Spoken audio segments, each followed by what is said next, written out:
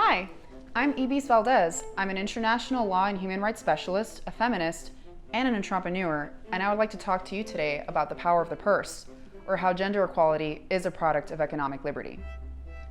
Gender equality is tied not just to social and cultural liberty, but to economic liberty as well, because economic equality is gender equality. Historically, some of the biggest strides in the fight for equality came only when women had earning and purchasing power.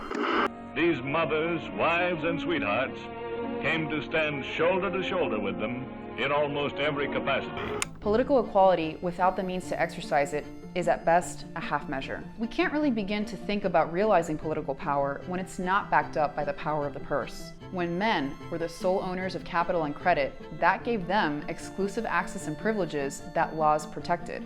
The amount Mr. Morton has borrowed is simply credited to his account. So, looking at economic equality through a feminist lens allows us to delve into the crux of the issue of who had access to what.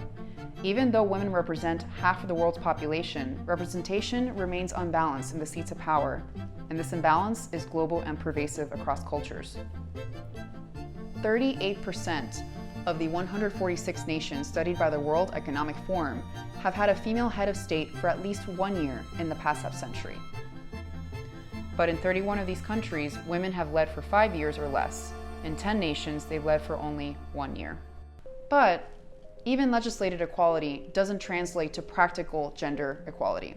Cuba is a good case study of this, where the economy is centrally planned with a small and fragile private sector, and the power structure is almost the definition of boys' club. Even though Cuba's Congressional Assembly surpasses the US in women's representation ratios, and women surpass men in professional and technical fields, they still earn less than men, since the majority are paid meager salaries by the state, to the tune of about $44 a month. This is further compounded by most remittances going to white households, leaving non-white Cuban women economically in the dust. For example, Mariela Castro, the director of the National Center for Sex Education and Raul Castro's daughter, has political influence. Power may be too strong a word here, only via her relationship to the patriarchal dictatorship, literally her familial relationship. This proves that economic liberty is a crucial part of the formula for women to achieve true gender equality. Otherwise, it's just tokenism or influence by chance of being related or married to the right person. Things have improved incrementally as women activists have come together to fight for equal power. For example, in the United States, the passage of the Equal Credit Opportunity Act in 1974, it's a great example of a law that asserts both social and economic liberty.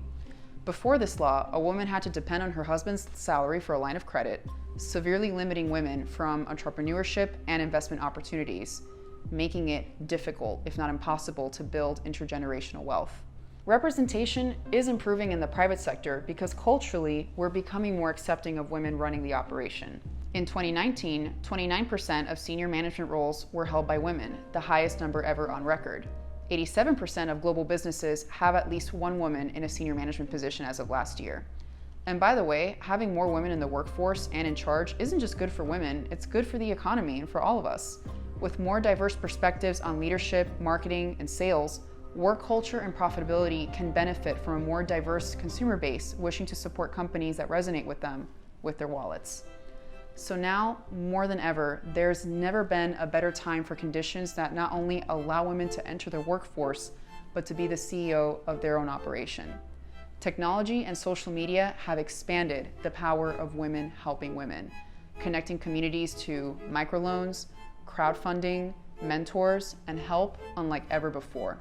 Women in positions of power, like Sarah Blakely, the CEO of Spanx, are offering grants and other resources to help women realize their economic and personal freedom on their own terms. It's exciting, and the possibilities are endless.